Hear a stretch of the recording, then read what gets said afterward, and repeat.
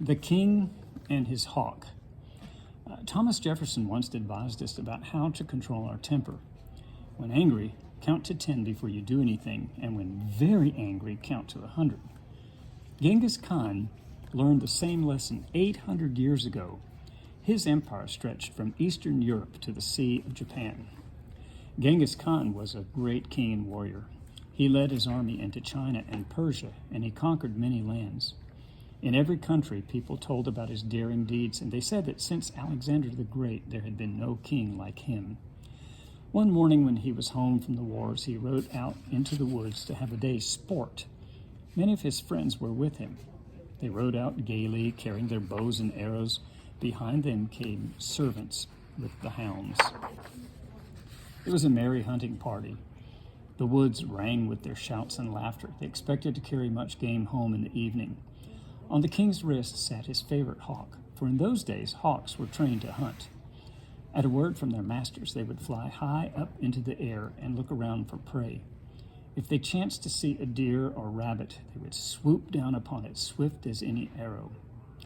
All day long, Genghis Khan and his huntsmen rode through the woods, but they did not find as much game as they expected. Toward evening, they started for home. The king had often ridden through the woods, and he knew all the paths. So while the rest of the party took the nearest way, he went by a longer road through a valley between two mountains.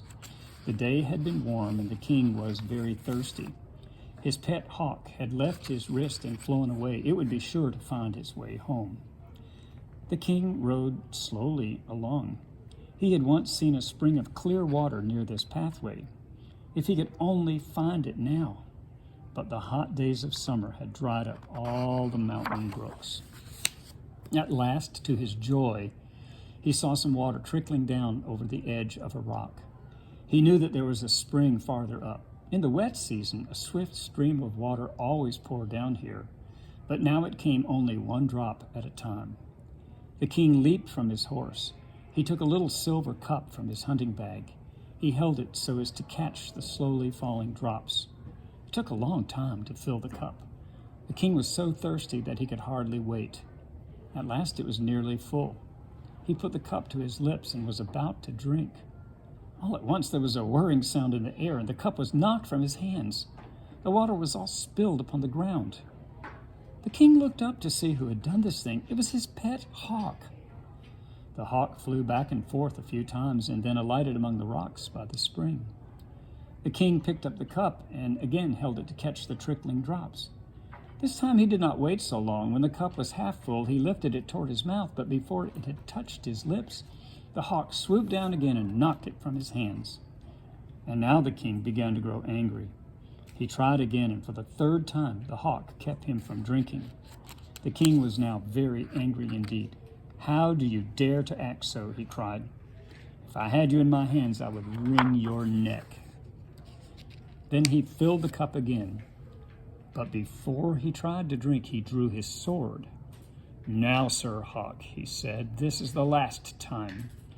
He had hardly spoken before the hawk swooped down and knocked the cup from his hand. But the king was looking for this. With a quick sweep of the sword, he struck the bird as it passed. The next moment, the poor hawk lay bleeding and dying at its master's feet. "This is what you get for your pains," said Genghis Khan. But when he looked for his cup, he found that it had fallen between two rocks where he could not reach it. "At any rate, I will have a drink from that spring," he said to himself. With that, he began to climb the steep bank to the place from which the water trickled. It was hard work, and the higher he climbed, the thirstier he became. At last he reached the place. There indeed was a pool of water. But what was that lying in the pool, almost filling it? It was a huge, dead snake of the most poisonous kind. The king stopped. He forgot his thirst. He thought only of the poor dead bird lying on the ground below him. "That hawk saved my life," he cried. "And how did I repay him? He was my best friend, and I have killed him." He clambered down the bank. He took the bird up gently and laid it in his hunting bag. Then he mounted his horse and rode swiftly home. He said to himself, "I have learned a sad lesson today. That is, never do anything in anger." The end.